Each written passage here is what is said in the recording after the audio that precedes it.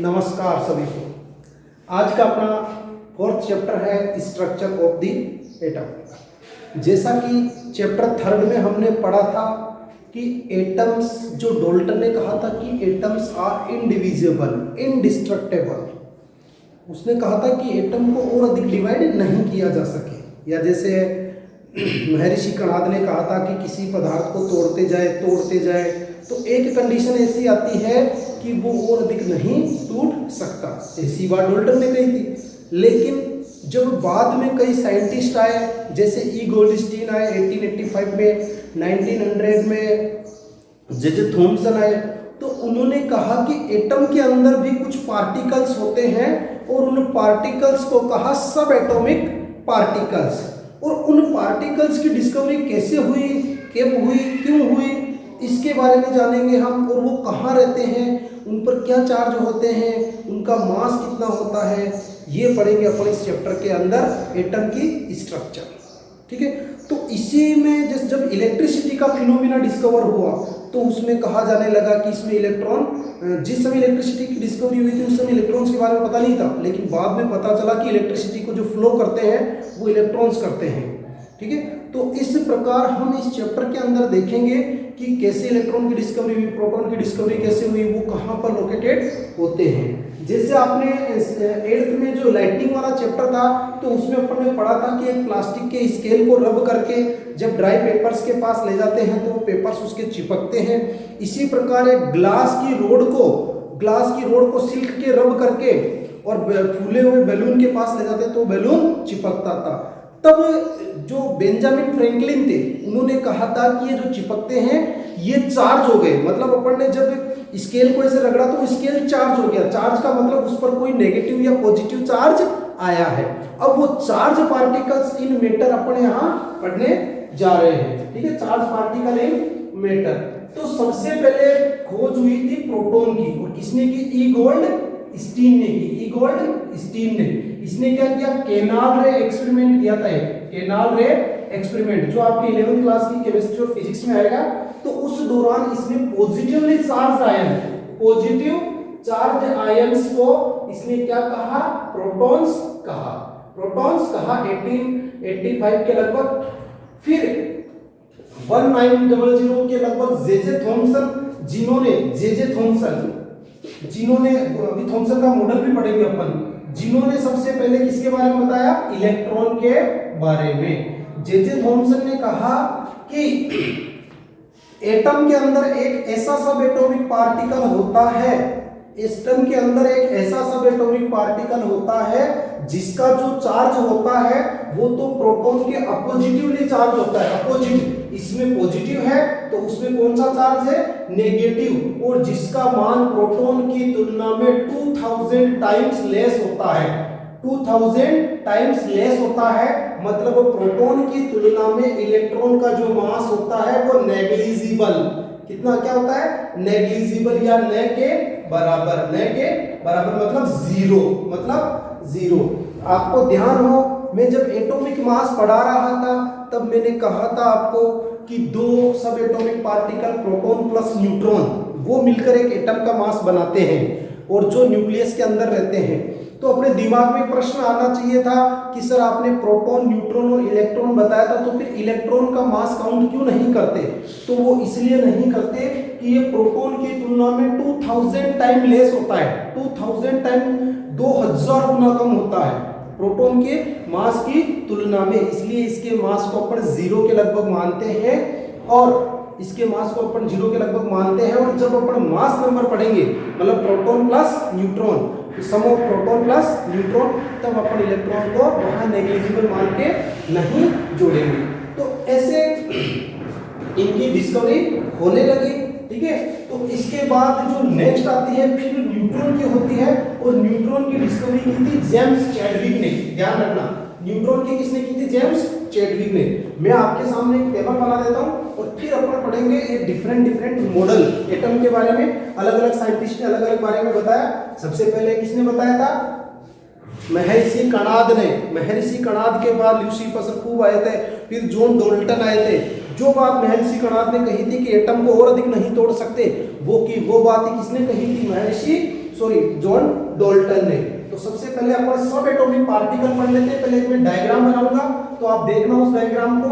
ये है आपका न्यूक्लियस जिसके अंदर है proton plus neutron, proton plus neutron, और ये है इलेक्ट्रॉन की सेल, सॉरी एटम की सेल्स जिसके अंदर होते हैं इलेक्ट्रॉन, जिसके अंदर क्या होते हैं इलेक्ट्रॉन। तो ऐसे ही आपको साइज शेप साइज पूछे तो आपको इसे सर्कुलर टाइप बनानी है। वैसे ये जो ये सेल्स होती है ये काल्पनिक होती है, ऐसे नहीं कि बनी हुई है, प्रोटॉन और न्यूट्रॉन। और इसको आप देखना डार्क कलर में फेडेड कलर में कर रखा है ना। ये फेडेड जो कलर है इसके अंदर क्या है प्रोटॉन प्लस न्यूट्रॉन, मतलब सारे एटम का जो मास होता है वो उसके न्यूक्लियस के अंदर होता है और इलेक्ट्रॉन इसकी सेल्स के चारों ओर चक्कर लगाते रहते हैं, इसकी सेल्स में चक्कर लगाते रहते हैं न्यूक्लियस के चारों ओर। तो अपन एक टेबल बना लेते हैं, पहले उस टेबल को देखते हैं। सबसे पहले सीरियल नंबर, फिर सब एटॉमिक पार्टिकल, सब एटॉमिक पार्टिकल कौन सा है, उसका सिंबल क्या है, उसका चार्ज क्या है, चार्ज क्या है उसका, और उसका मास क्या है, और डिस्कवरर कौन है, उसकी डिस्कवरी किसने की थी। ठीक है, तो सीरियल नंबर 1 पे अपन रख लेते हैं। सबसे पहले कर लेते हैं प्रोटॉन। प्रोटॉन का सिंबल क्या करेंगे अपन, स्मॉल p, क्या आएगा स्मॉल p। इस पर चार्ज एज्यूम किया गया +1। वैसे इस पे चार्ज अपन पढ़ेंगे 1.6 × 10⁻⁹ कूलम। ये आप पढ़ोगे 11th क्लास में, 11th क्लास में आप पढ़ोगे, लेकिन अपन यहाँ पे +1 मान के इसको चलेंगे। इसका मास होता है 1.627 × 10⁻⁻27 kg। तो यहाँ पर इसका मास अपन मान के चलेंगे 1। इसकी डिस्कवरी किसने की थी, ई गोल्डस्टीन ने। किसने की थी, ई गोल्डस्टीन ने। और इसकी लोकेशन ध्यान रखना, इसकी लोकेशन, तो इसकी लोकेशन होती है न्यूक्लियस में। कहाँ होती है, न्यूक्लियस। आपने सेल के अंदर भी न्यूक्लियस पढ़ा होगा, है ना, जिसको कंट्रोलर ऑफ द सेल और मास्टर ऑफ द सेल कहते हैं। 5th चैप्टर के अंदर सेल भी पढ़ेंगे अपन, जब और उसके बारे में पढ़ेंगे। ये पहला फंडामेंटल पार्टिकल। दूसरा आपका फंडामेंटल पार्टिकल ले लेते हैं, न्यूट्रॉन ले लेते हैं पहले, या पहले देखो सीरियल से चलेंगे तो इलेक्ट्रॉन कौन आएगा, इलेक्ट्रॉन, ई के लिए स्मॉल ई। इस पर चार्ज क्या माना गया, अपोजिटिवली, अपोजिट होता है। इसका मास 0 है ना, क्यों, क्योंकि इसकी तुलना में 2000 कम होता है, इसकी तुलना में 2000 कम होता है, जिसको लगभग क्या आता है, लगभग क्या आएगा 0। ठीक है, अब इसकी डिस्कवरी किसने की थी, जे थॉमसन ने, जे थॉमसन ने की थी। इसकी पोजीशन क्या होती है, ऑर्बिट्स में। देखो ऑर्बिट्स कह दो या सेल्स, सेल्स का मतलब चक्कर। जैसे अपनी अर्थ होती है, अपनी अर्थ के सॉरी जो अपना सोलर सिस्टम का जो मेन सेंटर होता है सन, तो सन के चारों ओर ये प्लेनेट चक्कर लगाते ही निकल लगाते, मरकरी मार्स, है ना, mercury Venus Earth Mars Jupiter. तो वैसे ही इलेक्ट्रॉन सेल्स के अंदर चक्कर लगाते हैं। तो आप ये मान के चलना कि जो सन है वो तो है न्यूक्लियस, और अपनी अर्थ क्या है, इलेक्ट्रॉन है। और अर्थ जिस ऑर्बिट में, जिस सर्कल में चक्कर लगाती है वो ऑर्बिट या सेल बोलते हैं, या आउटसाइड कह सकते हो आप इसको, आउटसाइड। 3rd नंबर पे आता है आपका न्यूट्रॉन। क्या आता है, न्यूट्रॉन। इसको स्मॉल n से लिखते हैं। इस पर चार्ज होता है 0। इस पर चार्ज क्या होता है, 0। न्यूट्रॉन का कोई चार्ज नहीं होता। और इस पर इसका जो मास होता है वो 1 माना गया है। कितना माना गया है, 1। हल्का सा किससे भारी होता है ना। और इसकी खोज की थी रदरफोर्ड, इसने जेम्स चैडविक ने। किसने की थी, जेम्स चैडविक ने, जेम्स चैडविक ने खोज की थी। और ये भी कहाँ होता है, न्यूक्लियस में होता है। कहाँ होता है, न्यूक्लियस के अंदर होता है। ये तीनों आपके सब एटॉमिक पार्टिकल्स हैं। ध्यान रखना, यहाँ इसका मास, इलेक्ट्रॉन प्रोटॉन का जो मास होता है वो होता है 1.627। न्यूट्रॉन का मास भी ये होता है, 11th क्लास में आप पढ़ोगे। और इलेक्ट्रॉन का जो मास होता है वो होता है 9.1 × 10⁻⁻31 kg। देखो 2000 गुना कम कैसे है, यहाँ आ रहा है -27 और यहाँ आ रहा है -31। तो इनके बीच में कितने का डिफरेंस है, 10⁴ का।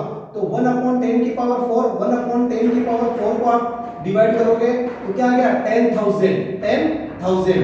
ठीक है, तो इसके मास से ये इतना गुना कम है। ठीक है, ये आपको ध्यान रखना है। तो ये तीनों सब एटॉमिक पार्टिकल्स, प्रोटॉन जिसकी सिंबल P, चार्ज +1, मास 1 मान लिया, डिस्कवरी गोल्डस्टीन ने की, कहाँ होता है न्यूक्लियस के अंदर। इलेक्ट्रॉन सिंबल E, चार्ज -1 और इसका जो मास होता है नेग्लिजिबल होता है, 0 के लगभग होता है। इसकी खोज जे थॉमसन ने की, ये ऑर्बिट या सेल्स के अंदर रहते हैं। थर्ड आता है न्यूट्रॉन जिसका सिंबल स्मॉल n से लिखते हैं, इसका पर चार्ज 0 होता है, इस पर इसका जो मास है वो 1 माना गया है और जेम्स हेडली ने की थी और न्यूक्लियस के अंदर ये इसकी लोकेशन होती है। इसके बाद नेक्स्ट हम पढ़ते हैं, वो आता है various models of atom. Structure of atom में अलग अलग मॉडल दिए गए, उन मॉडल के बारे में हम पढ़ते हैं। तो पहला मॉडल जो आता है वो आता है जे थॉमसन का, जे थॉमसन का। थॉमसन मॉडल कहते हैं जिसको, क्या कहते हैं, थॉमसन मॉडल। मॉडल का मतलब आप जानते हो, सबसे पहले थॉमसन एटम स्ट्रक्चर के बारे में बता रहा है। Thompson model of atom, atom का थॉमसन मॉडल। ध्यान रखना इस मॉडल को वाटरमेलन मॉडल, कौन सा मॉडल, वाटरमेलन मॉडल या क्रिसमस पुडिंग या प्लम पुडिंग मॉडल भी कहते हैं, प्लम पुडिंग मॉडल भी कहते हैं, प्लम पुडिंग मॉडल भी कहते हैं। ठीक है, इस मॉडल के अंदर थॉमसन ने क्या कहा, ध्यान से सुनना। थॉमसन ने कहा कि एटम एक पॉजिटिवली चार्ज स्फीयर होता है, एटम एक पॉजिटिवली चार्ज स्फीयर गोला होता है जिसके अंदर इलेक्ट्रॉन एम्बेडेड होते हैं। इलेक्ट्रॉन पर माइनस चार्ज आता है, ध्यान रखना, इलेक्ट्रॉन पर कौन सा चार्ज आता है, माइनस, और ये एटम पूरा कौन सा चार्ज है, पॉजिटिव चार्ज है। ये कौन सा चार्ज है, पॉजिटिव चार्ज का स्फीयर है। इसकी तुलना करते हुए थॉमसन ने कहा कि जिस प्रकार जो वाटरमेलन का जो रेड एडिबल पार्ट होता है, लाल खाने लायक पार्ट, वो तो इसका पॉजिटिव पार्ट है, और जो उसके अंदर ब्लैक कलर के जो सीड होते हैं वो क्या है, इलेक्ट्रॉन है, वो क्या है, इलेक्ट्रॉन है।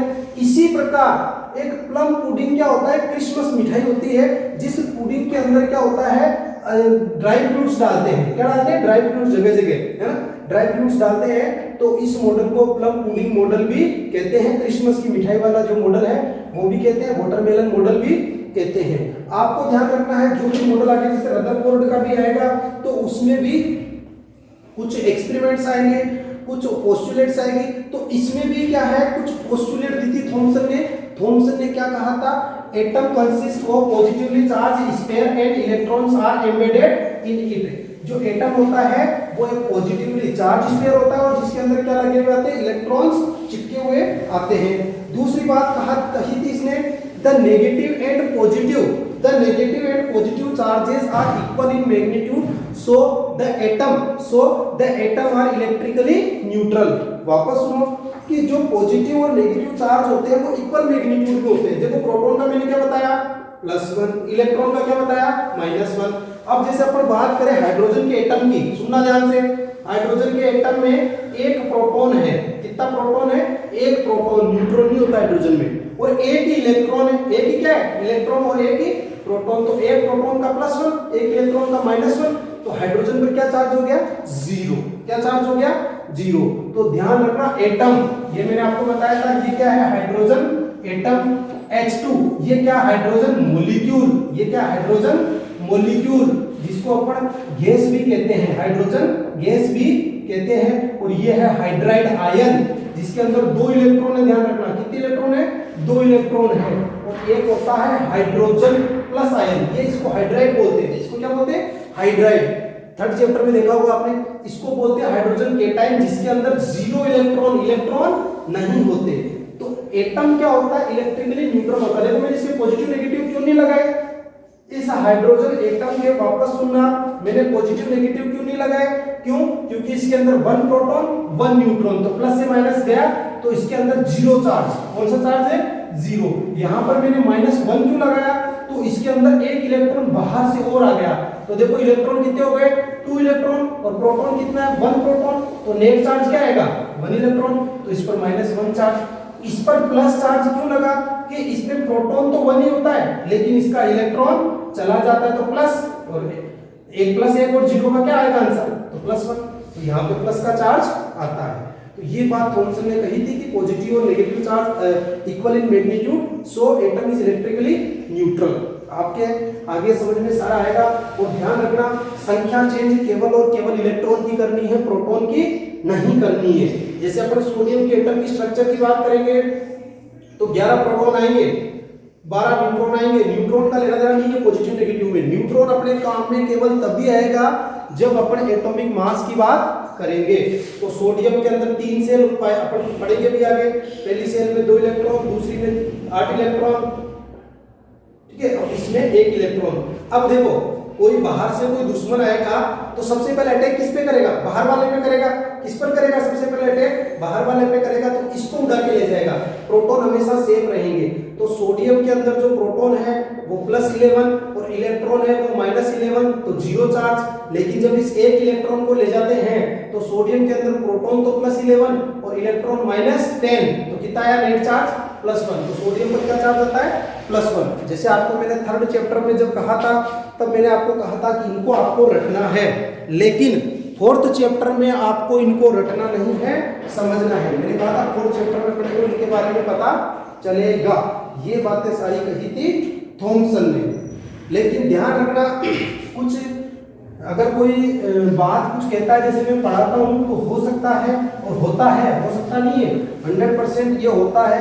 भले मैं कितना अच्छा पढ़ाऊँ लेकिन फिर भी कुछ ना कुछ गलत बोल ही जाता हूँ, कहीं ना कहीं कोई गलती हो ही जाती है। तो ऐसे ही थॉमसन ने मॉडल भी दिया तो उसमें भी कुछ कमियां रह गई थी, और उन कमियों को रदरफोर्ड आता है बाद में, वो बताता है। ठीक है, तो अब सेकंड पढ़ेंगे। पहला अपने थॉमसन का पढ़ा, दूसरा किसका पढ़ेंगे? रदरफोर्ड का। Rutherford model of an atom, Rutherford model of an atom. अब देखो रदरफोर्ड ने क्या मॉडल दिया। रदरफोर्ड ने क्या किया कि पहले थॉमसन ने बता दिया था, तो रदरफोर्ड क्या था, थॉमसन की बात से सहमत नहीं था। तो रदरफोर्ड ने एक नया मॉडल दिया। उस नए मॉडल में क्या लिया इसने? एक गोल्ड फॉइल ली। क्या ली? Gold foil. तो आपको पूछ ले कि इसने गोल्ड फॉइल क्यों ली, तो आपने 8th क्लास में पढ़ा था कि गोल्ड मोस्ट मेलिएबल एटम होता है, मतलब एलिमेंट होता है, एटम होता है। गोल्ड का जो एलिमेंट होता है उसको पीट के सबसे पतली चादर बना सकते हैं, और इसी एलिमेंट की गोल्ड के जितनी मेलिएबिलिटी नहीं है। तो गोल्ड फॉइल लेने का कारण क्या था कि गोल्ड मोस्ट मोलिएबल मेटल है, तो एक गोल्ड फॉइल ले ली उसने। ये गोल्ड में, और वो गोल्ड फॉइल कितनी मोटी थी? 1000 एटम की थी। ये मैं एटम बना रहा हूँ, ध्यान रखना। ये क्या है इसके अंदर? ये मैंने क्या बना दिए? एटम बना दिए। एक ही जैसे ही, थोड़ा मेरे साइज में से नहीं भाई उल्टा सीधा कर दिया तो ये सर अलग हो गए। ये एक ही साइज के इसको है ना। इनके अंदर ये क्या बना दिया मैंने? न्यूक्लियस। ये डॉट डॉट क्या बना रहा हूं मैं? न्यूक्लियस। तो इसने क्या किया? गोल्ड फॉइल ली और अल्फा पार्टिकल्स। कौन सा particles? Alpha, beta, gamma, delta. जैसे कि डेल्टा वेरिएंट आ रहा है वायरस का, ये नेम होते हैं, ग्रीक वर्ड है अल्फा पार्टिकल्स। अब ध्यान रखना अल्फा पार्टिकल्स क्या होता है? अल्फा पार्टिकल होता है doubly charged helium ion. Doubly charged helium ion को अल्फा पार्टिकल कहते हैं। आपको पूछ ले कि डबली चार्ज हीलियम आयन या अल्फा पार्टिकल क्यों लिया, तो कहना कि जो इसका मास होता है वो प्रोटॉन की तुलना में 4 गुना होता है, तो ये बहुत अच्छे रहते हैं। तो अल्फा पार्टिकल्स ये डबली चार्ज हीलियम आयन। देखो डबली चार्ज हीलियम होता है, ये आपका सिंबल, इसका एटॉमिक नंबर होता है 2, एटॉमिक मास होता है 4। 2 का मतलब इसके अंदर 2 प्रोटॉन है, और 4 का मतलब 2 प्रोटॉन प्लस 2 न्यूट्रॉन। ठीक है, तो कितना हो गया? इसका मास 4 हो गया, और इसके अंदर 2 इलेक्ट्रॉन है, वो 2 इलेक्ट्रॉन निकल जाते हैं, तो इस पर चार्ज आता है हीलियम +2। डबली चार्ज, डबल का मतलब 2 चार्ज, हीलियम आयन। ये इसने क्या लिया? ये लिया है ना अल्फा पार्टिकल्स के लिए। अब इसकी क्या कराई इसने? बॉम्बार्डिंग कराई इस गोल्ड फॉइल पर एक गन के द्वारा। क्या कराई? बॉम्बार्डिंग कराई इसने। ये तो आपके एक्सपेरिमेंट हो गया। तो बॉम्बार्डिंग में इसने क्या देखा कि ज्यादातर जो अल्फा पार्टिकल थे वो गोल्ड फॉइल के क्या निकल गए? आर पार निकल गए। क्या निकल गए? आर पार निकल गए। कुछ अल्फा पार्टिकल थे, ये सोर्स मान लीजिए था अल्फा पार्टिकल्स का। कुछ अल्फा पार्टिकल थे वो हल्के से, जैसे यहां टच होकर हल्के से डिस्ट्रैक्टेबल हो गए, हल्के से उनके रास्ते से मुड़ गए। फिर इसने क्या देखा कि एक अल्फा अल्फा पार्टिकल ऐसा था लगभग 12,000 में से 12,000 में से एक अल्फा पार्टिकल ऐसा था जो वापस गोली चलाने वाले पर ही गन की तरफ ही वापस 180 डिग्री से लौट गया, 180 डिग्री से वापस लौट के आ गया। ये बात किसने देखी? रदरफोर्ड ने। और रदरफोर्ड ने इसकी तुलना करते हुए कहा कि मेरे को तो वैसा लगा कि जैसे एक टिश्यू पेपर पे 14 इंच का गोला, 14 इंच किसको कहते हैं, 12 इंच में 1 फीट होता है, इतना बड़ा गोला एक टिश्यू पेपर से टकरा के वापस लौट आया है। मतलब कहने का मतलब है कि जब उसने अल्फा पार्टिकल की बॉम्बार्डिंग कराई तो 12,000 पार्टिकल्स लगभग निकले, उनमें से ज्यादातर मतलब 11,900 है ना, ये तो आर पार निकल गए 999। एक पार्टिकल ऐसा था जो वापस 180 डिग्री पर बाउंस बैक हुआ और जिधर से वो आया था उस पर जाकर अटैक किया। तो ये बातें, ये एक्सपेरिमेंट किया। अब इसने क्या ऑब्जर्वेशन किया, ध्यान रखना इसमें आपको 3-4 चीजें। एक तो इसका आपको सबसे पहले नोटबुक में से एक्सपेरिमेंट लर्न करना पड़ेगा लाइन टू लाइन, फिर इसका आपको ऑब्जर्वेशन लर्न करना पड़ेगा, फिर आपको इसका ऑब्जर्वेशन कंक्लूजन, क्या निष्कर्ष निकला, कंक्लूजन, और लास्ट में आपको इसका लर्न करना पड़ेगा पोस्टुलेट्स कि इसने क्या बातें कही, और इसके भी लास्ट में इसकी ड्रॉबैक, कमियां, ड्रॉबैक्स, कमियां या लिमिटेशंस,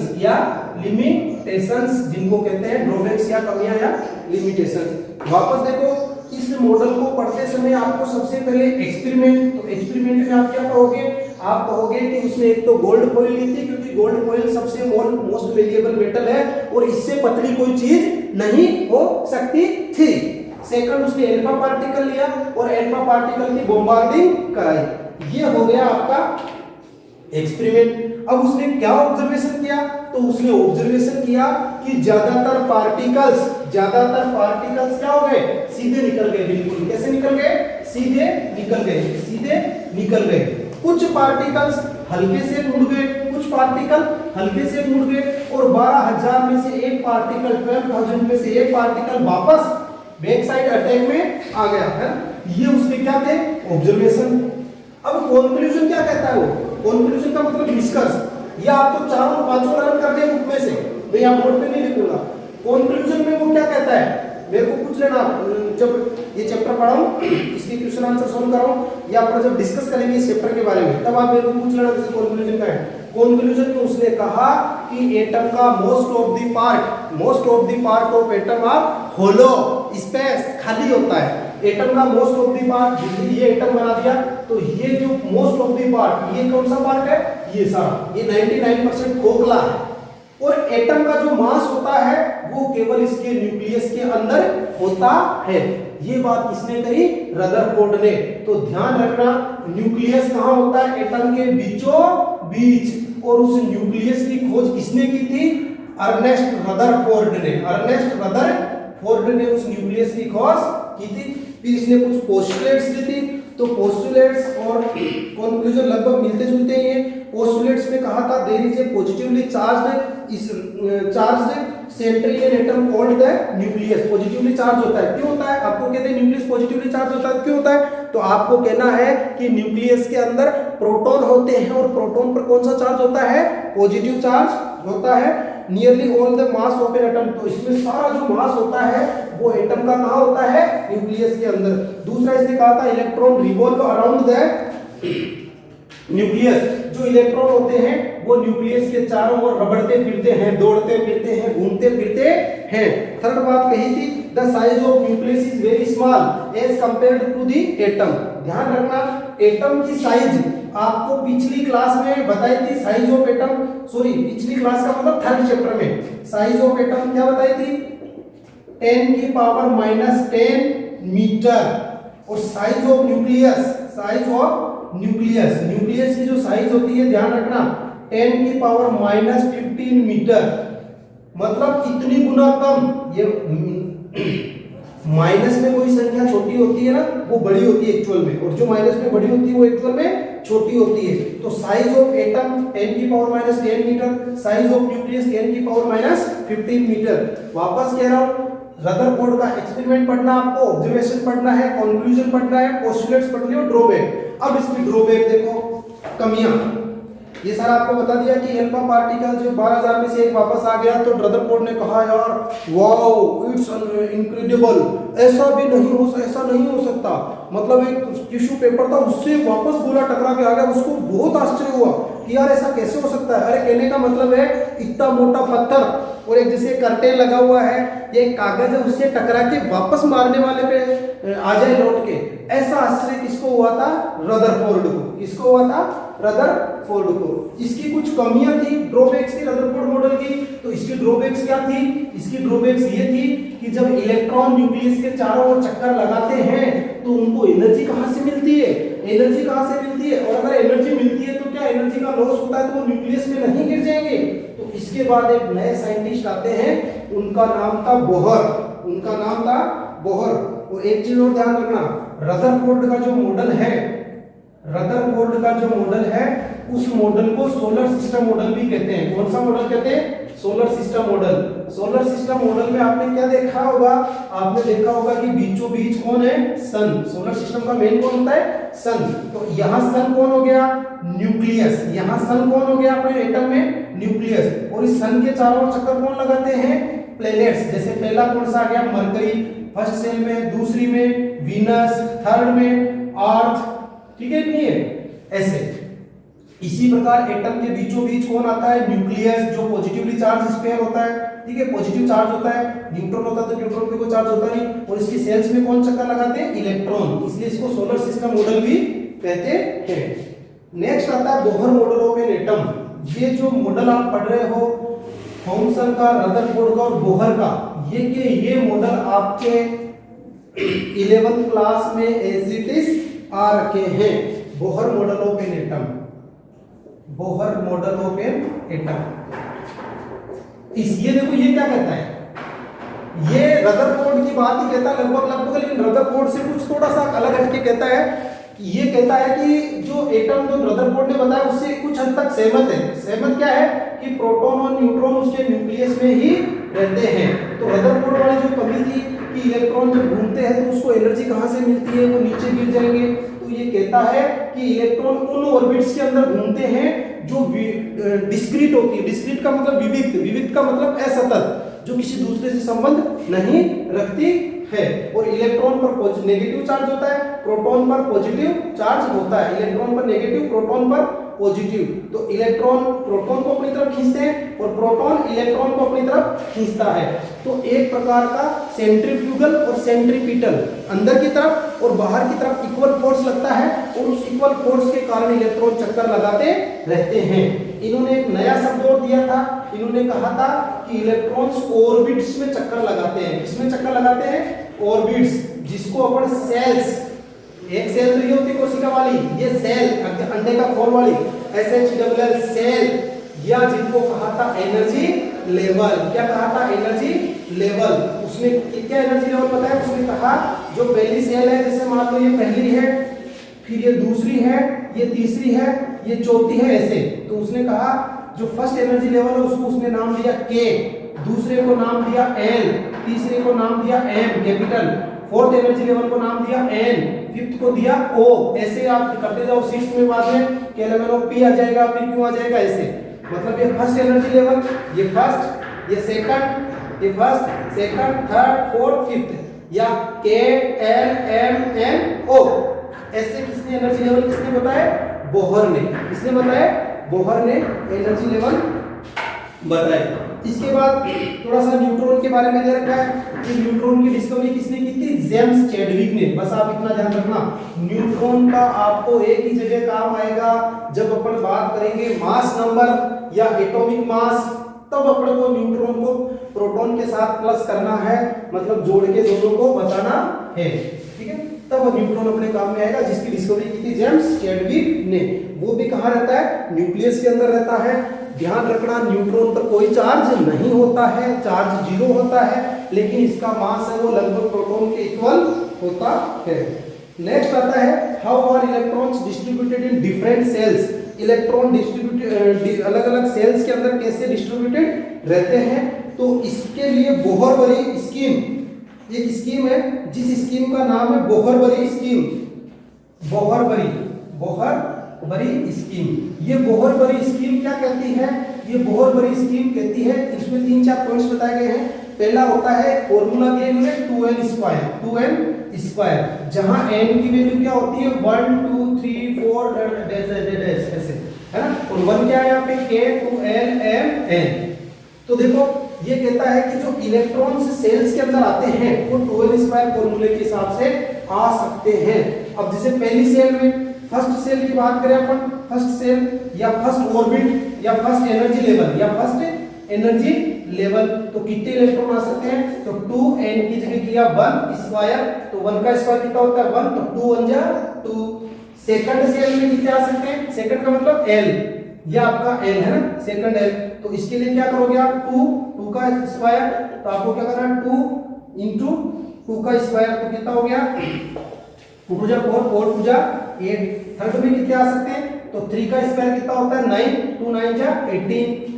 फोर्थ में कितने आ सकते हैं?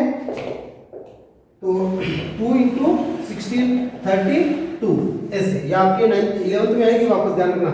मतलब पहली सेल में कितने इलेक्ट्रॉन आ सकते हैं 2, दूसरी सेल में कितने इलेक्ट्रॉन आ सकते हैं मैक्सिमम 8, तीसरी सेल में या तीसरे एनर्जी लेवल में या तीसरे कोश में, थर्ड सेल थर्ड ऑर्बिट या थर्ड एनर्जी लेवल में कितने आ सकते हैं 18, फोर्थ में कितने आ सकते हैं 32।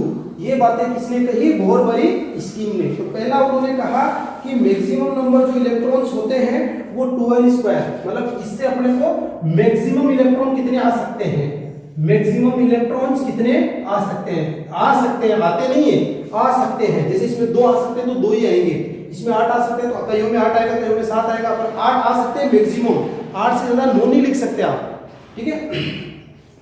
थर्ड वाले में 18 आ सकते हैं ऐसे। फिर सेकंड पॉइंट ये कहता है maximum number of electrons can be accommodated 8, केवल 8 इलेक्ट्रॉन ही अपन जनरली आ सकते हैं 18, लेकिन भरे कितने जाएंगे? केवल 8 भरे जाएंगे सेकंड में। आपको नियम कोई नहीं पूछेगा, आपको जो आगे क्वेश्चन आएंगे इससे इंपॉर्टेंट वो आएंगे। मतलब the maximum number of electron that can be accommodated in the outer most shell 8, मतलब आउटर मोस्ट सेल कोई सी भी होगी, आज तो कितने आ सकते हैं 8 भी आ सकते हैं, 18 भी आ सकते हैं, 32 भी आ सकते हैं, 2 भी आ सकते हैं, लेकिन जो आउटर मोस्ट सेल होगी सबसे बाहर वाली, उसमें मैक्सिमम कितने इलेक्ट्रॉन आएंगे? 8 इलेक्ट्रॉन आएंगे, ठीक है। मैक्सिमम 8 इलेक्ट्रॉन आएंगे आउटर मोस्ट सेल में। इसके अकॉर्डिंग अभी अपन वैलेंसी निकालना सीखेंगे, तब आप ध्यान रखना। थर्ड कहता है electron are not accommodated in a given shell unless the inner shell are filled, जब तक अंदर वाली सेल नहीं भरी जाएगी तब तक इलेक्ट्रॉन बाहर नहीं जा पाएंगे। जैसे पहली सेल में आपको कह दे कि इलेक्ट्रॉन्स का डिस्ट्रीब्यूशन करो, तो आप क्या करो, जैसे ये न्यूक्लियस हो गया, यहाँ प्रोटॉन न्यूट्रॉन हो गए, ये पहली सेल है इलेक्ट्रॉन 1 और फिर दूसरी में भर दो 2, तो ये गलत मेथड है।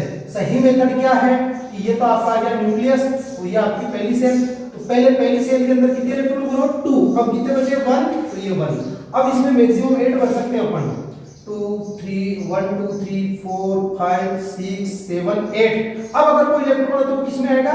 थर्ड सेल में। तो थर्ड में वैसे 18 लिखा हुआ है, लेकिन मैक्सिमम इलेक्ट्रॉन 8 भर सकते हैं आउटर मोस्ट सेल में, 18 मत भर देना, मैक्सिमम 8 आएंगे, हो कितने सकते हैं 18, लेकिन आएंगे कितने 8 मैक्सिमम। तो ये थी बोहर बरी स्कीम, इससे अपन वैलेंसी निकालना सीखेंगे, ठीक है, एलिमेंट्स की। उससे पहले आपके एक टेबल जिसकी आधी टेबल तो आपने 8th बी में बना ली थी, 8th क्लास में बना ली थी, वो थी आपके 1 से 20 तक की टेबल। जिस टेबल को मैं वापस यहाँ ड्रॉ कर रहा हूँ, आप देखना ध्यान से। जैसे यहाँ मैंने दे दिया सीरियल नंबर, यहाँ दे दिया नेम ऑफ एलिमेंट,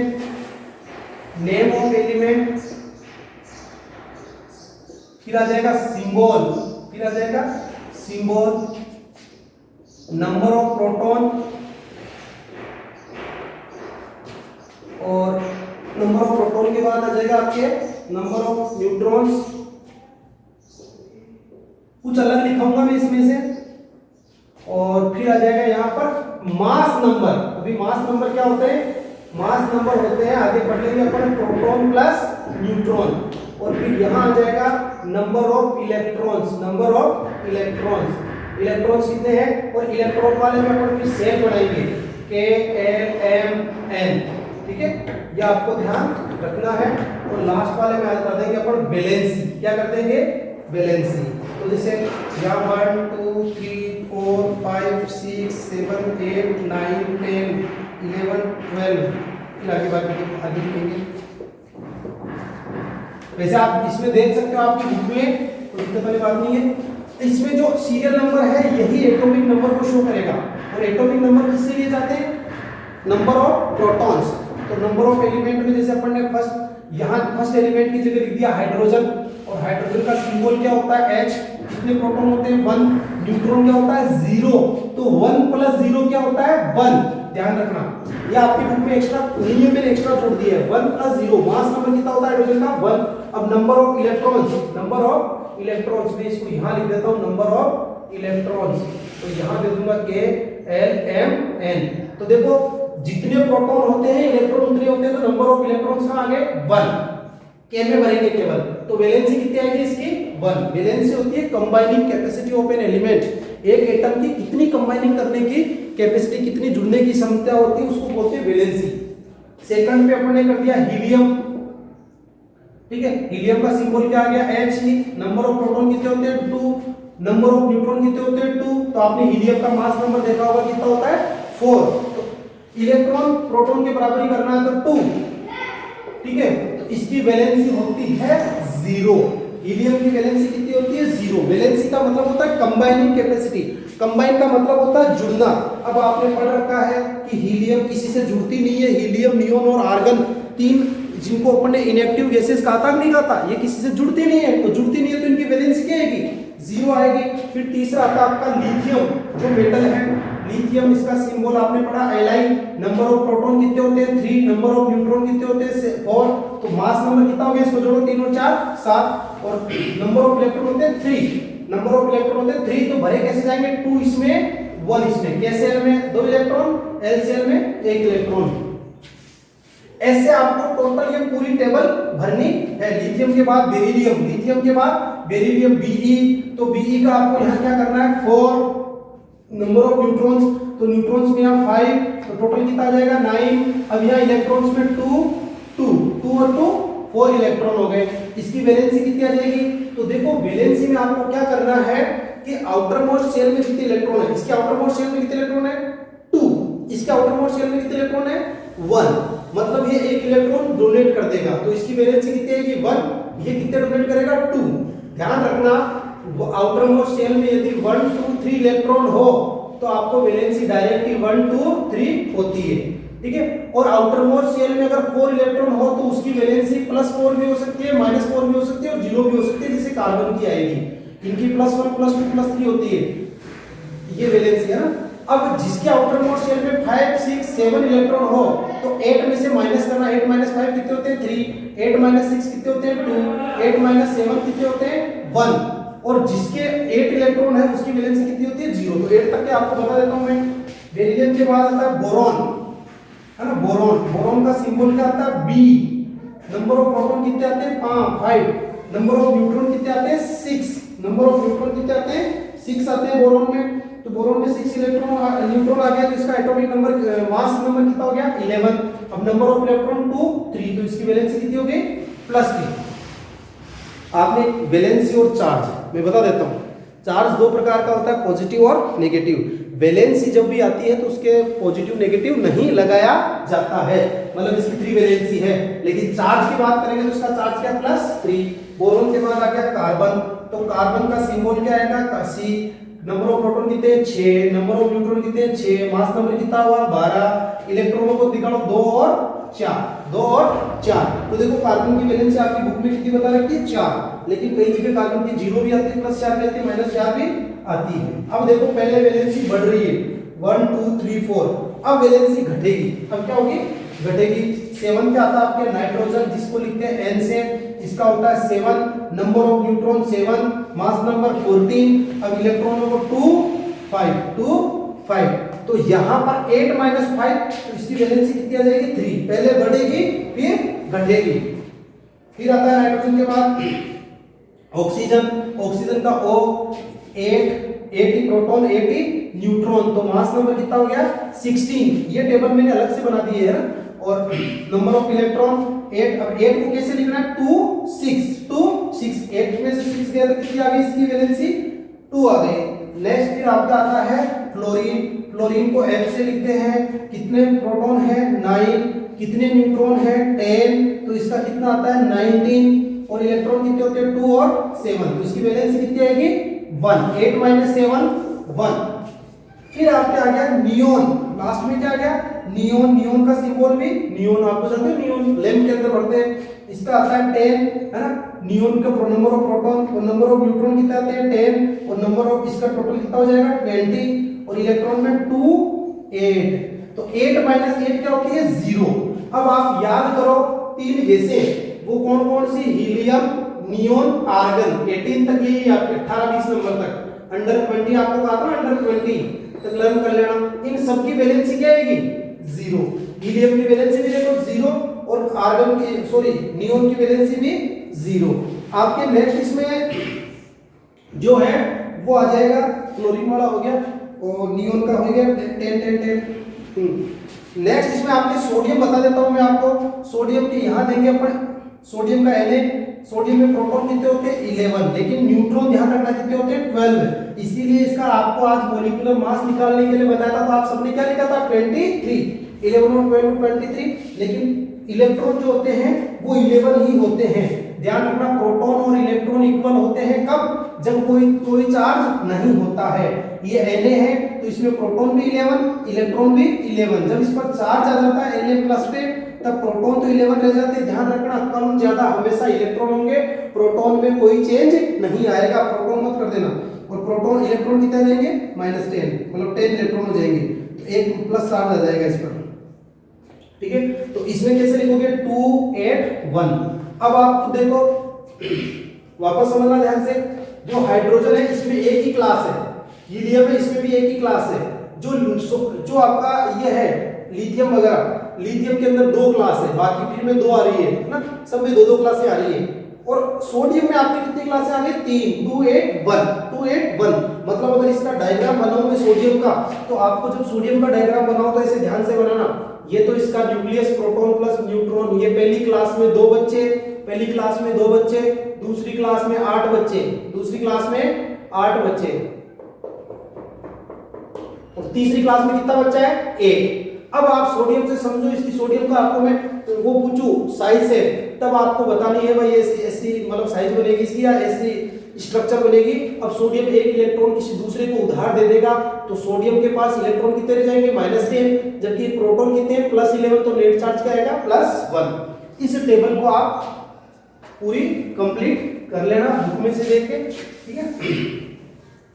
नेक्स्ट आपके इसमें आता है, वो आता है वैलेंसी। तो वैलेंसी आपको बता दी, combining capacity of an element, an atom. किसी एटम या एलिमेंट की जो योग करने की कैपेसिटी होती है, संयोग करने की कैपेसिटी होती है, उसे क्या कहते हैं वैलेंसी। क्या कहते हैं वैलेंसी। कंबाइनिंग कैपेसिटी, कंबाइन का मतलब जुड़ने का, combining capacity of an atom, combining capacity of an atom is called valency, is called valency. It is determined by the valence electron. It is determined by the valence electrons. It is determined by the valence electrons that are, valence electron कौन से होते हैं outer most cell वाले। कौन से होते हैं valence electron, valence electron कौन से होते हैं आउटर मोस्ट सेल वाले। आउटर मोस्ट का मतलब बॉर्डर वाले, बॉर्डर वाले, बॉर्डर होता नहीं होता Bharat Pakistan border, Bharat China border, तो बेचारे सबसे ज्यादा वो किसको रहता है सुरक्षा का रहता है, तो वो सैनिकों को रहता है ना, उनको सबसे ज्यादा वो रहता है, दिक्कत आती है, ठीक है। आउटर मोस्ट सेल बॉर्डर वाले, जैसे आपको फॉर एग्जांपल सोडियम का बता दिया। अब सोडियम का एटॉमिक नंबर कितना है 11, तो इस 11 को तोड़ो, पहली सेल में कितने आएंगे 2, दूसरे में कितने आएंगे 8, तीसरे में कितने आएंगे 1, तो इसके वैलेंस इलेक्ट्रॉन कितना है 1 है, इसका वैलेंस इलेक्ट्रॉन कितना है 1 है। वैलेंस इलेक्ट्रॉन 1 होने के कारण इसकी वैलेंसी कितनी आएगी 1 आएगी। इसकी अगर आपको पूछे इसकी स्ट्रक्चर बनाओ, तो पहले न्यूक्लियस बना देना जिसमें 11 प्रोटॉन 12 न्यूट्रॉन कर देना, फिर पहली सेल में 2 इलेक्ट्रॉन, दूसरी सेल में 8 इलेक्ट्रॉन, ठीक है। और तीसरी शेल में कितना इलेक्ट्रॉन, एक इलेक्ट्रॉन। तीसरी शेल में कितना इलेक्ट्रॉन कर देना आप, एक इलेक्ट्रॉन कर देना, ठीक है। तो ये आपका हो जाएगा वैलेंस इलेक्ट्रॉन। और वैलेंस इलेक्ट्रॉन कौन से होते हैं, आउटर मोस्ट शेल वाले। किसी को कोई प्रॉब्लम हो तो आप जरूर मेरे को पूछना कि वैलेंसी क्या होती है, कंबाइनिंग कैपेसिटी होती है, किससे डिटरमाइन होती है, आउटर मोस्ट शेल के इलेक्ट्रॉन से रिलेट होती है।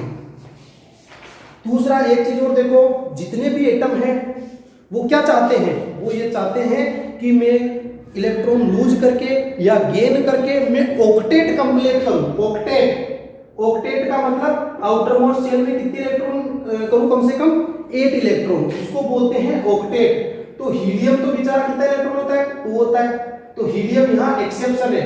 बाकी आप नियोन देखना, आर्गन देखना, नियोन का होता है 10, आर्गन का होता है 18। तो नियोन का क्या आ गया 28, आर्गन का क्या आ गया 288। तो देखो ये क्या है, ऑक्टेट। तो ये कैसी गैसें हैं, इनएक्टिव गैसें। कैसी गैसें हैं, इनएक्टिव गैसेस।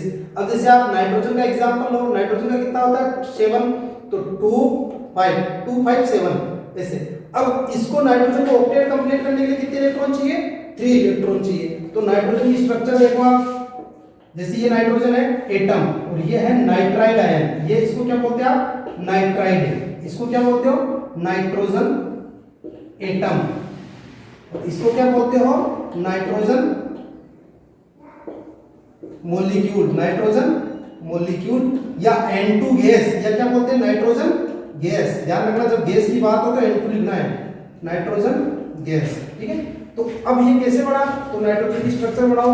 ये सबसे पहले न्यूक्लियस आ गया, है ना। इसमें 7 प्रोटॉन 7 न्यूट्रॉन। पहली सेल में 2 इलेक्ट्रॉन, दूसरी में कितने इसके 5 इलेक्ट्रॉन। कितने इलेक्ट्रॉन है 5, 1 2 3 4 5। अब ये नाइट्रोजन क्या चाहता है कि मेरे में आउटर मोस्ट शेल में कितने इलेक्ट्रॉन हो जाए, 8 इलेक्ट्रॉन हो जाए। तो 8 इलेक्ट्रॉन करने के लिए इसको कितने इलेक्ट्रॉन की जरूरत है, 3।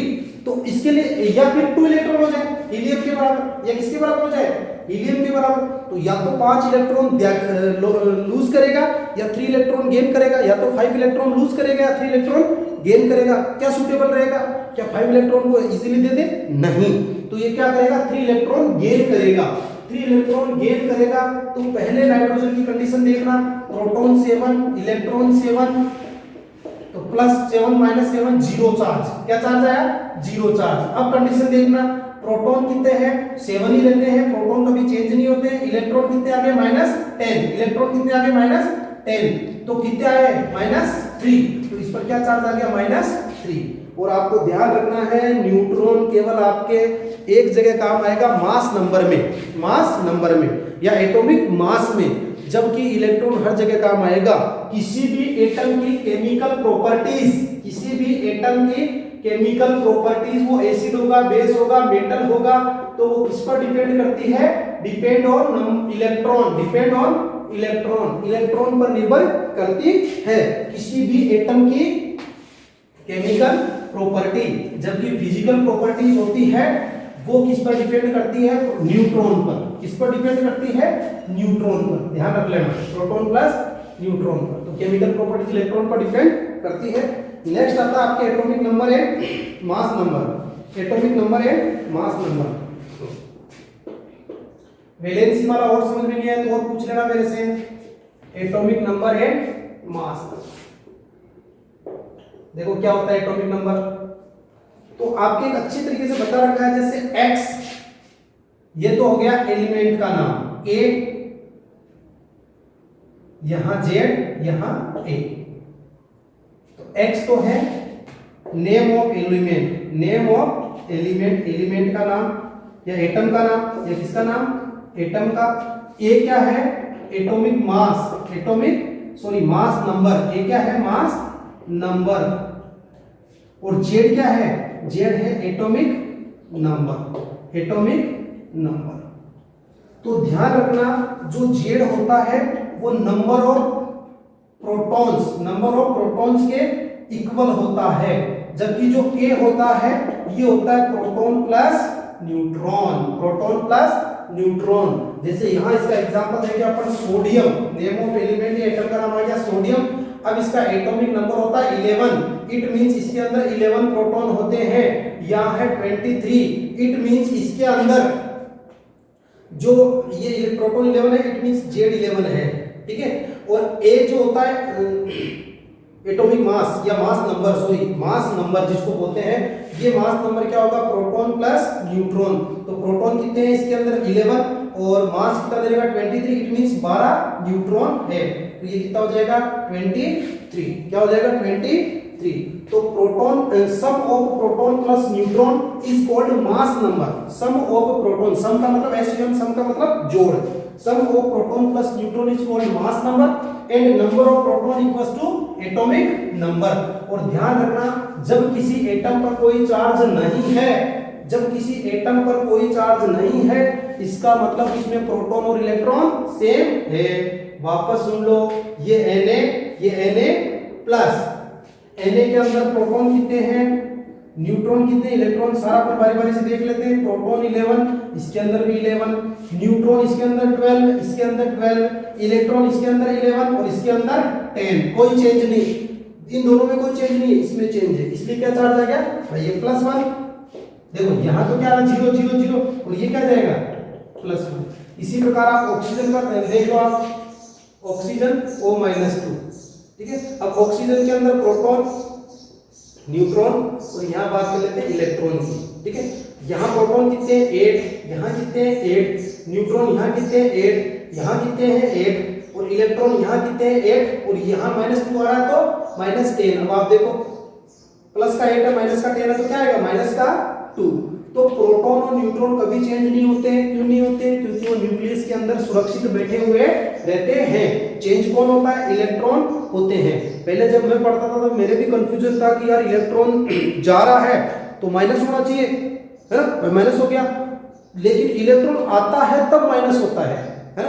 तो इलेक्ट्रॉन आ गया, जैसे इसमें चला गया बाहर तो इसमें प्लस हो गया, इसमें इलेक्ट्रॉन आ गया तो क्या आ गया, माइनस होता है। इसका उल्टा होता है। इसका रीजन ये है क्योंकि इलेक्ट्रॉन पर माइनस चार्ज होता है, इसलिए जब कोई इलेक्ट्रॉन, नया इलेक्ट्रॉन जुड़ता है, जैसे यहाँ 2 इलेक्ट्रॉन जुड़े तब ये 8 से 10 हो गया, 8 से क्या हो गया 10 हो गया, ठीक है। ये आपको ध्यान रखना है।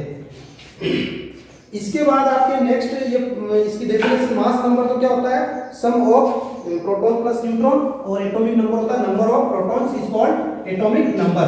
Atomic number is represented by Z and mass number is represented by capital A। इसके बाद आते हैं आइसोटॉप्स। क्या आते हैं नेक्स्ट टॉपिक, आइसोटॉप्स। आइसोटॉप्स क्या होते हैं? आइसोटॉप्स, देखो आइसो का मतलब हमेशा ध्यान रखना सेम, और टॉप्स का मतलब होता है प्लेस। जो मॉडर्न पीरियोडिक टेबल है जो एटॉमिक नंबर पर डिपेंड है, जो आपके 10th क्लास में आएगी, तो उसमें आइसोटॉप्स को एक ही स्थान पर रखा गया है, इस अकॉर्डिंग इसलिए आइसोटॉप कहा गया। अब देखो कुछ एलिमेंट्स या कुछ एटम ऐसे होते हैं जिनके 2 और मोर टाइप के एटम्स प्रेजेंट रहते हैं एटमॉस्फेयर के अंदर, है ना।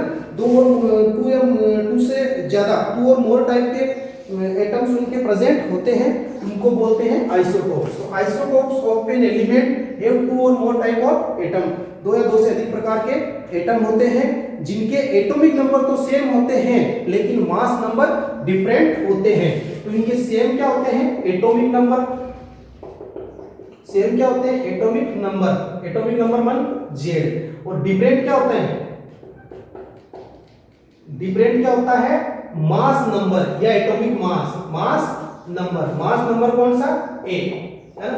तो atoms of same element that have same atomic number but different mass number, या फिर atoms of same element that have same number of protons but unequal number या डिफरेंट नंबर ऑफ न्यूट्रॉन्स, तो उनको कहते हैं हम आइसोटॉप्स। आइसोटॉप की chemical properties same होती है, ध्यान रखना, इनकी केमिकल प्रॉपर्टीज सेम होती है। केमिकल प्रॉपर्टी सेम क्यों होती है, तो ध्यान रखना केमिकल प्रॉपर्टीज सेम क्यों होती है, क्योंकि इलेक्ट्रॉन्स क्या होते हैं, सेम होते हैं। Electrons, number of electrons same होते हैं, नंबर ऑफ इलेक्ट्रॉन्स क्या होते हैं, सेम होते हैं। तो फिर इनकी डिफरेंट क्या होती है, इनकी फिजिकल प्रॉपर्टीज डिफरेंट होती है। फिजिकल प्रॉपर्टीज क्या होती है, डिफरेंट होती है। डिफरेंट क्यों होती है, वो किस पर डिपेंड होती है, न्यूट्रॉन पर।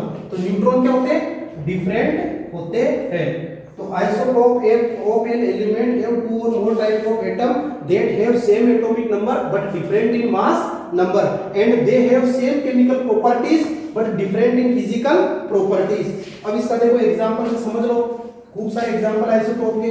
जैसे आपके एक एग्जांपल है हाइड्रोजन का।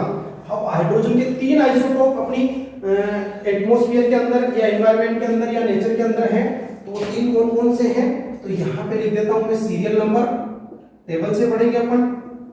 नेम ऑफ आइसोटोप, आइसोटोप का नेम पढ़ लेंगे, उसका सिंबल पढ़ लेंगे, उसके अंदर number of protons, number of protons,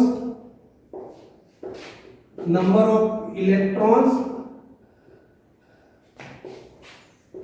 number of neutrons, mass number और उनकी परसेंटेज ऑन अकरेंस, कितना अर्थ में पाया जाता है या नेचर नंबर में कितना पाया जाता है। जैसे फर्स्ट हमने लिखा प्रोटियम, हाइड्रोजन का पढ़ रहे हैं अपन। एक होता है प्रोटियम जिसका सिंबल होता है P और H भी जनरली इसको बोलते हैं, इसको लिखते हैं 1p1 1h1। अब इसमें प्रोटॉन कितना होता है 1, इलेक्ट्रॉन कितना होता है 1, न्यूट्रॉन कितना होता है 0, मास नंबर इनको ऐड कर दो कितना हो जाएगा 1। ये 99% पाया जाता है अर्थ में, अर्थ की एटमॉस्फेयर में कह दो, क्रस्ट में कह दो, उनमें। दूसरा होता है ड्यूटेरियम, दूसरा कौन सा होता है ड्यूटेरियम, इसको बोलते हैं 1d2, 1d2। इसमें number of protons 1, number of electrons 1, number of neutrons 1। तो 1 और 1 को ऐड करो, तो 1 और 1 को ऐड किया तो कितना आता है इसका 2। देखो मास नंबर अलग है, एटॉमिक नंबर सेम है। एटॉमिक नंबर किससे लेंगे अपन? प्रोटॉन से। और मास नंबर किससे लेंगे? प्रोटॉन प्लस न्यूट्रॉन से। 0.कुछ पाया जाता है। थर्ड नंबर पे आपका आता है ट्राइटियम, थर्ड नंबर पे आता है आपका ट्राइटियम, जिसको लिखते हैं 1t3। तो इसका number of proton 1, number of electron 1 और नंबर ऑफ न्यूट्रॉन कितने होते हैं 2। तो इसका कितना आ गया 3। ये 0.0% 1 पार्ट में पाया जाता है। ध्यान रखना अपने रावत भाटा में हेवी वाटर भारी जल जिसका फॉर्मूला होता है D2O, और अपन जो पानी पीते हैं उसका फॉर्मूला होता है H2O। इसका मास होता है 18, दो तो हाइड्रोजन का और 16 इसका होता है 20। तो आपको मैं पूछूंगा हेवी वाटर का मोलिकुलर मास कितना होता है, तो आपको बताना है 20, क्योंकि D देखो यहाँ कितना होता है 2, तो 2 2 जा 4 प्लस 16 तो कितना हुआ 20। 2 2 जा 4 प्लस 16 कितना हुआ 20, तो इसका 20 होता है। ये आपके किसके आइसोटोप है? हाइड्रोजन के। किसके आइसोटोप है? हाइड्रोजन के। क्योंकि जनरली नेचर के अंदर ये 99% पाया जाता है, इसलिए अपन इसको H ही लिखते हैं। इसको प्रोटियम बोलते हैं, ड्यूटेरियम, ट्राइटियम। अब आप यहाँ देखो नंबर ऑफ प्रोटॉन्स क्या है? सेम है, लेकिन नंबर ऑफ न्यूट्रॉन्स क्या है? डिफरेंट है। प्रोटॉन के नंबर से ही अपन ने क्या लिया था? Atomic number. तो एटॉमिक नंबर क्या है? सेम है 111, लेकिन मास नंबर क्या है? डिफरेंट है। ये है आपके आइसोटोप्स। वापस सुन लेना, आइसोटोप्स की केमिकल प्रॉपर्टी सेम होती है। केमिकल प्रॉपर्टी का मतलब जैसे वो ऑक्सीजन से रिएक्ट करेंगे तो वो H2O D2 ऐसे T2 ऐसे बनाएंगे, ठीक है। अब दूसरे अपन पढ़ते हैं, वीडियो थोड़ा सा लंबा हो गया। दूसरा अपन पढ़ते हैं क्लोरीन के। क्लोरीन के भी 2 आइसोटोप है, वो भी बता देता हूं, वो इंपॉर्टेंट है, ठीक है। क्लोरीन के, ये हाइड्रोजन के, ध्यान रखना। अब पढ़ रहे हैं अपन क्लोरीन के। तो 2 आइसोटोप होते हैं इसके, एक होता है क्लोरीन 35, एक होता है क्लोरीन 37। तो सिंबल इसका सिंबल लिखेंगे Cl1735, 17 एटॉमिक नंबर होता है। टेबल लर्न कर लेना 20 तक। इसका होता है 17 Cl37। इसमें क्या होता है? नंबर ऑफ प्रोटॉन कितने होते हैं? 17। इसमें भी नंबर ऑफ प्रोटॉन कितने होते हैं? 17।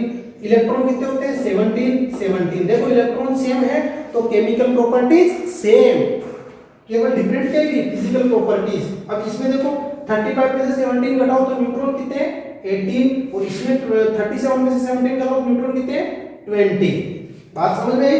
तो यहाँ न्यूट्रॉन अलग है तो फिजिकल प्रॉपर्टी जाएगी अलग, चेंज। केमिकल प्रॉपर्टी इलेक्ट्रॉन पर डिपेंड होती है। ये हुआ 35, ये हुआ 37। ये नेचर के अंदर पाया जाता है 75% और ये नेचर के अंदर पाया जाता है 25%। मतलब दोनों पाए जाते हैं 3:1 में, 3:1। ये 3 में पाया जाता है, ये 1 में पाया जाता है। अब देखो मास नंबर इसका 35 और इसका 37। तो फिजिकल प्रॉपर्टीज किस पर डिपेंड करती है? न्यूट्रॉन पर। न्यूट्रॉन अलग है तो मास नंबर अलग है, तो फिजिकल प्रॉपर्टीज अलग होगी और केमिकल प्रॉपर्टीज सेम होगी। केमिकल प्रॉपर्टीज इलेक्ट्रॉन और प्रोटॉन की संख्याओं पर निर्भर करती है। विशेषकर इलेक्ट्रॉन की तरफ, ठीक है। दूसरा आपके बता रखा है हाइड्रोजन के 3 हो गए, क्लोरीन के 2 हो गए, एक आपके कार्बन का बता रखा है, वो आप खुद बनाना। कार्बन के 2 होते हैं, कार्बन 12 और कार्बन 14। इसी प्रकार ऑक्सीजन के भी 2 होते हैं, ऑक्सीजन 16 और ऑक्सीजन, इसको जनरली ऐसे लिखते हैं कार्बन 12 6 और कार्बन 14। ऑक्सीजन के भी 2 कर सकते हो आप, 8 और 16 और 8 और 18, ठीक है। ये 4 एग्जांपल बता दिए आपको, हाइड्रोजन के, क्लोरीन के, कार्बन के और ऑक्सीजन के। तो आइसोटोप्स क्या होते हैं? Isotopes of an element have same atomic number but different in mass number, have same chemical properties but different in physical properties. Chemical properties are depend on number of electrons. In the isotopes, number of electrons are same, so the chemical properties of isotopes are same. Whereas number of neutrons are different in different atoms of an isotope, so physical properties are different. ठीक है। एक आपकी दे रखा है जैसे chlorine का 35.5 क्यों होता है, ठीक है। क्लोरीन का अपन मास पढ़ते हैं, एटॉमिक मास। अब आपके समझ में आ गया होगा एटॉमिक मास और मास नंबर, वापस बता देता हूं।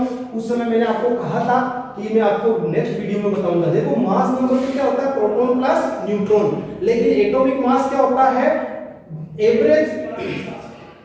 Average mass of all atoms of N isotope.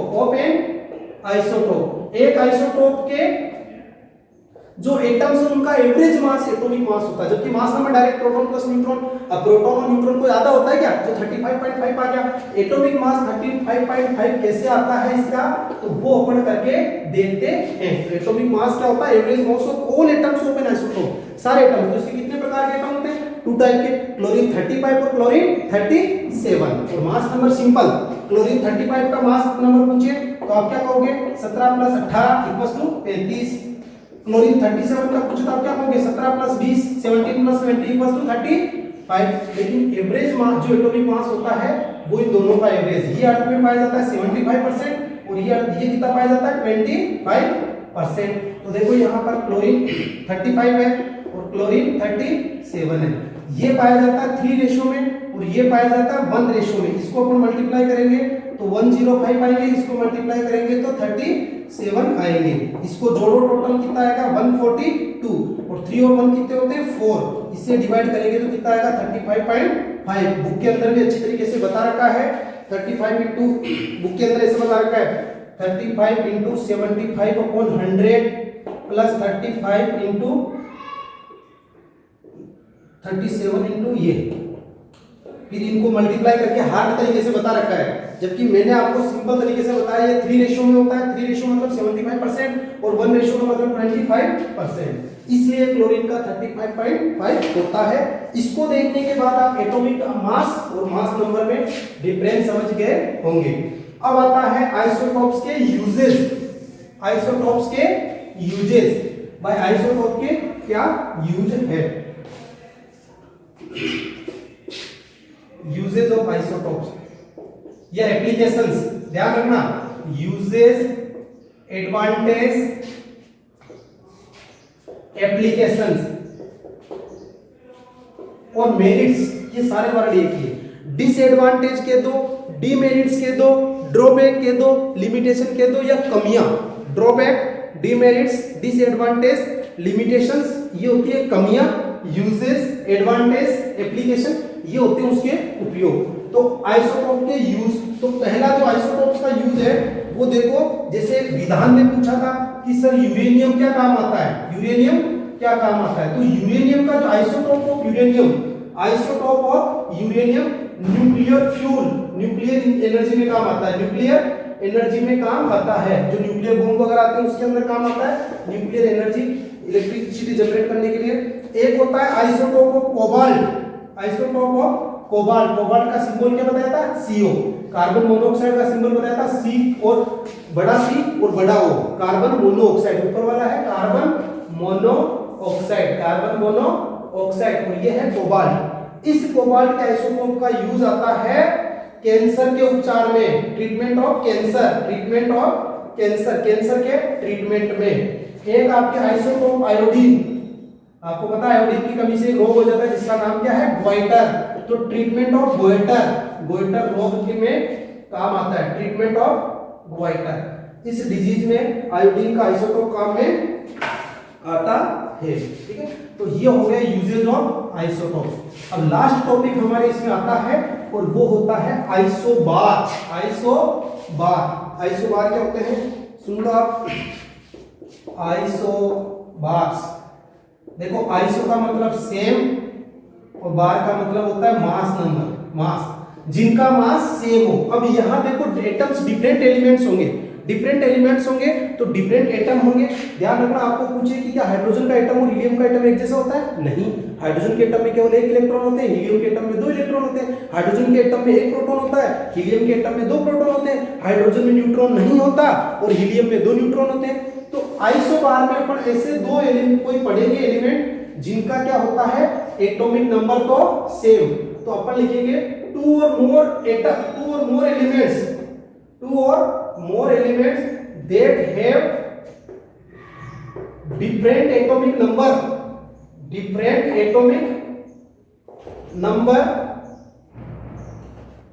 but same atomic mass, same mass number क्या आएगा, सेम आएगा, मास नंबर सेम। जैसे फॉर एग्जांपल आर्गन का 1840, 18 तो क्या है आर्गन का, एटॉमिक नंबर, क्या है, एटॉमिक नंबर। और 40 क्या है, मास नंबर, 40 क्या है, मास नंबर। इसी प्रकार कैल्शियम 2040, तो देखो 40 क्या है इसका, मास नंबर, और 20 क्या है, एटॉमिक नंबर। तो डेफिनेशन में मैंने क्या लिखी, 2 और मोर एलिमेंट्स, वहां एलिमेंट एक ही था आइसोटोप में, यहाँ एलिमेंट अलग अलग है। 2 और more elements that have different atomic number but same mass number। तो एटॉमिक नंबर डिफरेंट है, देखो इसका 18 इसका 20, लेकिन मास नंबर क्या है, सेम है, तो उसको कहते हैं आइसोबार। उसको क्या कहते हैं, आइसोबार। आपकी बुक में भी दे रखा है आर्गन का और कैल्शियम का नहीं दे रखा है, तो 20 कैल्शियम का करके आपको चार्ट के द्वारा प्रिपेयर करना है। अगर आपको इन दोनों का प्रोटॉन न्यूट्रॉन इलेक्ट्रॉन के बारे में कहे, जैसे अपन बात कर लेते हैं कैल्शियम 2040 और आर्गन 1840। अब देखो यहाँ पे प्रोटॉन देखते हैं सबसे पहले, है ना, इसको मैं ऐसे लिख देता हूँ, यहाँ आर्गन लिख दिया, यहाँ कैल्शियम लिख दिया, यहाँ 1840, यहाँ 2040। अब नंबर ऑफ प्रोटॉन देखना, आर्गन के अंदर कितने आएंगे, 18, कैल्शियम के अंदर कितने आएंगे, 20। इलेक्ट्रॉन देखना, इसके अंदर 18, इसके अंदर 20। न्यूट्रॉन देखना, इसके अंदर कितने आएंगे, 22, क्योंकि प्रोटॉन प्लस न्यूट्रॉन क्या होते हैं, मास नंबर। तो 18 प्लस 22, और इसके अंदर न्यूट्रॉन कितने होंगे, 20। इसके अंदर न्यूट्रॉन कितने होंगे, 20। 20 प्लस 20 इक्वल्स टू 40, और इसमें 18 प्लस 22 कितने हो गए, 40। ये आपके चैप्टर कंप्लीट है। आपको चैप्टर समझ में नहीं आए तो जब अपनी क्लास हो उसमें आप पूछ सकते हैं। Okay, thank you.